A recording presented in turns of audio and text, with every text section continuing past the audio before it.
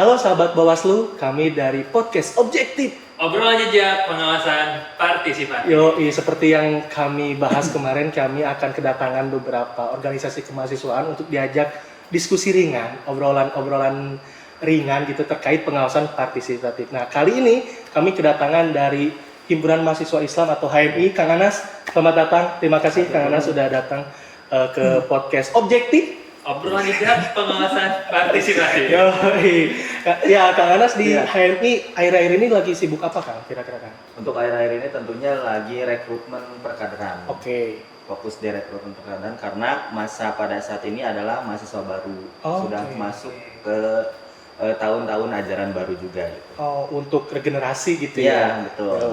Nah, terkait ini kan kalau kemahasiswaan nggak akan luput dari kata pengawasan. Ya, betul. Kalau dengar kata pengawasan, apa sih yang muncul pertama kali dalam benak kalian? Nah, berkaitan dengan pengawasan tentunya suatu proses yang mana memantau secara sistematis, terstruktur untuk apa? Untuk mencapai suatu tujuan dengan landasan bagaimana suatu tujuan ini tercapai untuk kepentingan bersama gitu. Oh, oke. Ya, memang ketika dilakukan pengawasan kan sebelumnya ada sosialisasi juga kan biasanya dari Bawaslu. Nah, ini kalau dari HMI pernah ikut program sosialisasi dari Bawaslu kan? Tentunya dari HMI sudah beberapa kali mengikuti terkait kegiatan pengawasan ini. Mulai dari sekolah pengawas partisipatif yang dilaksanakan oleh Bawaslu dan juga sosialisasi beberapa kali yang dilakukan oleh Bawaslu maupun secara individu kami dengan KIPP ataupun dengan organisasi kemahasiswaan yang lain seperti itu. Oke.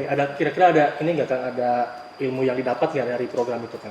Oke, tentunya banyak sekali kami menerima ataupun mendapatkan pemahaman berkaitan dengan pengawasan pemilu, dan ini menjadi salah satu bahan untuk teman-teman khususnya kader HMI menjadikan atau menyalurkan pemahaman-pemahaman tersebut entah itu kepada mahasiswa sekampusnya ataupun di kalangan masyarakat luas.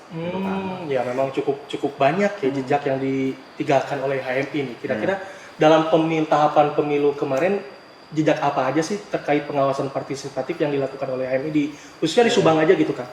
Ya tentunya teman-teman HMI secara jejak-jejak yang ditinggalkan dalam pemilu kemarin ada beberapa yang teman-teman gaungkan di masyarakat. Yang pertama berkaitan dengan diskusi-diskusi kecil di ruang-ruang kampus, yang mana kegiatan tersebut diakomodasi oleh teman-teman himpunan. Dan juga secara sosialisasi kepada pemilu pemula yang mana di tataran usia 17 tahun, yaitu anak-anak SMA di kelas 2 ataupun kelas 3, kami ke sekolah dan juga secara kemasyarakatan turun langsung ke desa-desa untuk memberikan pemahaman bagaimana pengawasan pemilu ini harus dilakukan bukan hanya oleh Bawaslu, tetapi seluruh lingkungan masyarakat ataupun seluruh dari berbagai elemen harus mengawas terkait berjalannya pemilu agar pemilu ini tentunya berjalan dengan baik dan tidak ada pelanggaran-pelanggaran yang terjadi di dalam pengawasan tersebut ataupun dalam pemilu tersebut. Gitu. Oh, cukup aktif juga ya. Jadi untuk jejak pengawasannya itu banyak gitu ya yang ditinggalkan oleh HMI. Tadi kayak misalnya terhadap pemilih-pemilih baru gitu ya ke sekolah. Karena kan kalau pemilih baru gitu ya masih 17 tahun gitu ibarat. Apalagi kalau misalnya baru 17 tahun pas tahun pemilu gitu ya. Itu kan perlu ya diberikan masih newbie. Diberikan edukasi, sosialisasi, dan itu bukan cuma peran Bawaslu gitu ya, yang mana Bawaslu itu kan sebagai badan pengawas pemilu, jadi bukan satu-satunya peran dipegang oleh Bawaslu aja, tapi juga ada unsur-unsur lain nih kayak misalnya ada HMI ataupun ya ada organisasi kemasyarakatan, organisasi kemahasiswaan dan juga organisasi lainnya. Dan dari HMI sendiri tadi udah banyak banget ya. Ikut kegiatan Bawaslu juga banyak banget gitu. Cukup aktif lah. Ya, dan manfaatnya juga cukup terasa ya. Oke, baik. Jadi mungkin mau nanya lagi nih ke Kang Anas ya. Jadi kalau banyak yang bilang kalau mahasiswa itu identik dengan suara kritis ya. Pasti identik dengan suara kritis. Nah, kalau bagi mahasiswa itu gimana caranya supaya kritik itu tetap objektif dan membangun, bukan cuma sekedar oposisi aja. Kadang susah gitu kan misalnya objektif dan subjektif itu. Kadang karena kalau udah benci gitu, tapi cara memisahinya gimana gitu kan? Nah, tentunya kan kita menjadi mahasiswa harus mempunyai daya kritis yang mendalam dan juga berkaitan dengan mahasiswa sebagai fungsi dan perannya di lingkungan masyarakat itu harus dirasakan oleh lingkungan masyarakat itu sendiri sebagai agen of change, kontrol sosial dan lain-lain.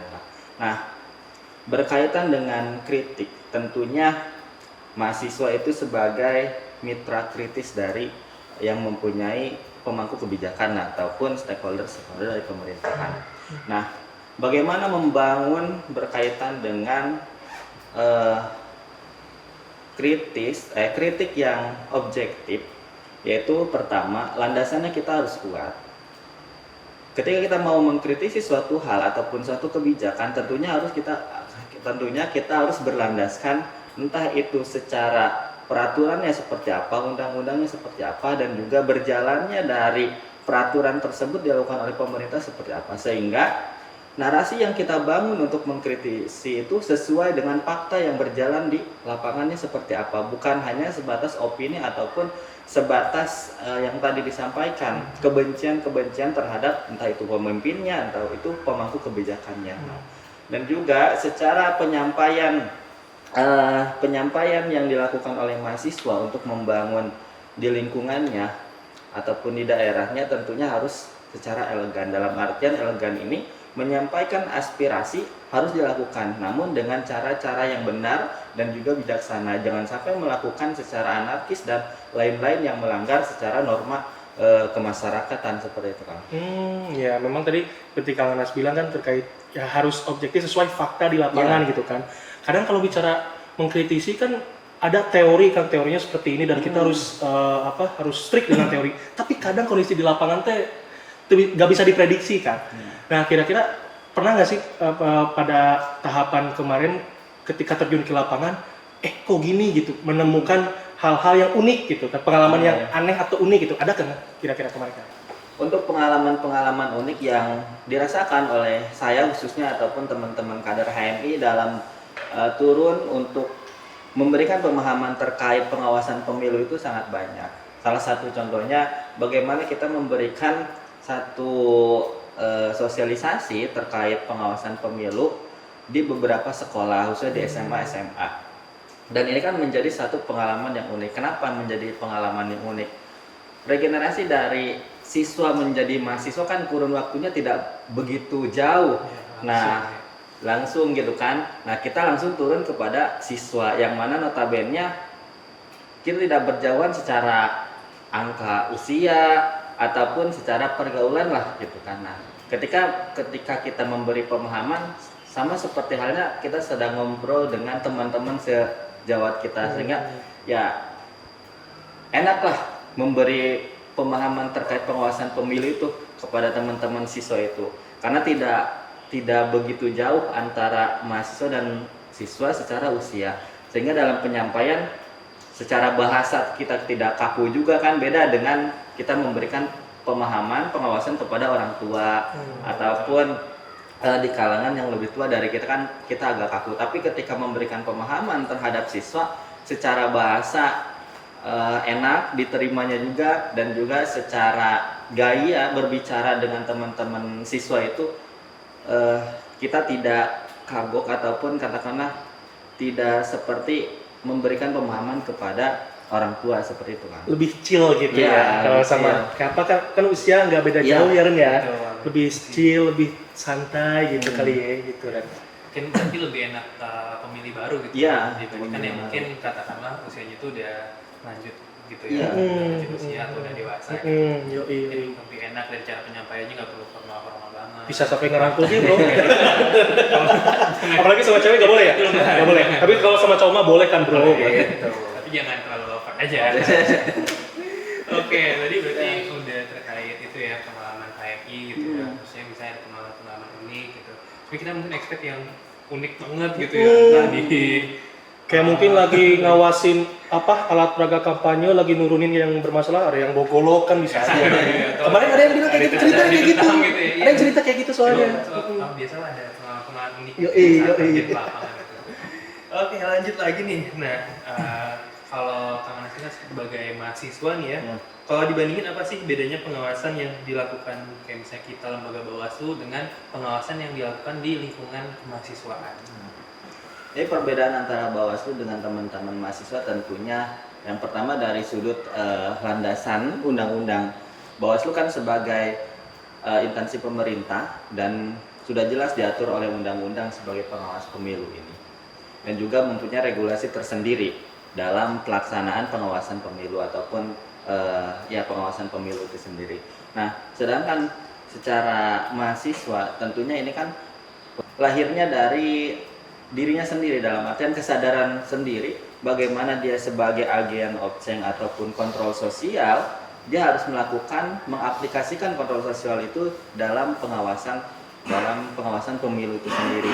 Nah, dan juga secara mahasiswa kan ini tidak mempunyai landasan yang kuat seperti badan Bawaslu lah, badan pengawas pemilu, misalkan kementerian. Tentunya teman-teman mahasiswa ketika mengawas pemilu itu tidak mempunyai kepentingan ataupun tidak diduduki oleh kepentingan yang lain. Sehingga dalam pengawasan poin titiknya adalah bagaimana pemilu ini terselenggara dengan baik, bagaimana pemilu ini berjalan dengan objektif sesuai dengan aturan-aturan undang-undang yang berlaku, dan juga puncaknya adalah bagaimana pemilu ini melahirkan pemimpin-pemimpin yang baik dan benar. Entah itu secara nanti dalam pelaksanaannya maupun dalam melakukan membuat undang-undang yang berlaku untuk kepentingan masyarakat seperti itu. Oke, jadi jawabannya mencerminkan mahasiswa banget. Iya, maksudnya Kalau independen. dibandingin gitu ya, kalau kita gitu ya yang ibaratnya kerja di Bawaslu gitu, kita mengawasi pemilu, ya itu tusi kita ya, tugas dan betul, fungsi betul. kita sebagai Betul. pegawai di Bawaslu. Tapi kalau mahasiswa kan kepentingannya apa nggak ada Iya, gitu, iya, tapi iya. lahir dari diri Diri sendiri sendiri. gitu. Entah itu ada mengenai cinta tanah air, rela berkorban gitu ya. Jadi memang mengawasi kepemiluan gitu ya, itu berdasarkan kemauan dari diri sendiri. Masih independen dan idealis. Betul. Iya. Iya, biasa mahasiswa kayak gitu ya. Semoga terus gitu ya, Yoi, tertanam sampai nanti ya. Yoi. Kayak kita kan dulu juga mahasiswa ya. Yoi, Sampai betul. sekarang tuh tetap dijaga gitu ya idealis. Idealisme dan independen sebagai mahasiswanya masih kuat. Nah, Kang, ya bicara soal independen dan idealisme mahasiswa gitu, kira-kira ada nggak kan ke depannya nih program dari HMI atau kegiatan dari HMI untuk tetap meningkatkan demokrasi di Kabupaten Subang ini, Kang? Nah, tentunya kegiatan yang dilakukan oleh HMI pasti merujuk terhadap nilai-nilai tersebut, nilai-nilai demokrasi. Karena demokrasi adalah sudah diatur jelas dari pembukaan Undang-Undang Dasar, kita sebagai warga negara mempunyai hak tersebut. Dan juga ini kan sebagai amanah dari konstitusi negara harus dijaga, entah itu dalam pelaksanaan perkaderan di himpunan, itu yang formal ataupun non formal. Nah, dalam pelaksanaan tentunya HMI akan melakukan kegiatan-kegiatan yang sifatnya mengasah dan memberikan pemahaman-pemahaman yang mendalam berkaitan dengan demokrasi. Entah itu sekolah demokrasi, terus bagaimana sekolah kepemimpinan, itu pasti dilakukan oleh teman-teman HMI dalam setiap periodisasi kepengurusannya. Dan juga di HMI itu kan ada pemahaman mengenai ilmu terkait politik juga ada, sosial juga ada, dan juga banyak sekali lah yang merujuk kepada bagaimana kita harus menjaga dan merawat demokrasi ini. Oke, terakhir nih Kang Anas, coba berikan pesan untuk anak muda di Subang supaya ikut terlibat dalam partisipasi ya terkait pemilu. Walaupun pemilu itu masih nanti ya, lama, masih di tahun 2029, tapi apa sih pesan untuk anak muda yang bisa dilakukan dari sekarang? Pesan untuk anak-anak muda di Kabupaten Subang, mari kita kawal, mari kita awasi terkait pemutahiran data pemilu yang mana sedang dilakukan oleh Bawaslu dan juga KPU. Tentunya ini untuk menjaga dan mengawal demokrasi yang berjalan di Kabupaten Subang. Iya, udah banyak banget hal yang kita dapat ya di podcast Objektif. Obrolan jejak pengawasan partisipatif. Partisipasi ini. Terima kasih Kang Anas udah hadir di Bawaslu Subang di acara podcast Objektif. Obrolan jejak pengawasan partisipatif. Harapannya kedepannya kita tetap semangat dalam mengawal demokrasi, dan untuk memacu semangat kita, mari kita ucapkan tagline Bawaslu bersama-sama. Oke. Yang buat dipimpin Bersama rakyat, awasi pemilu. Bersama Bawaslu, tegakkan keadilan pemilu.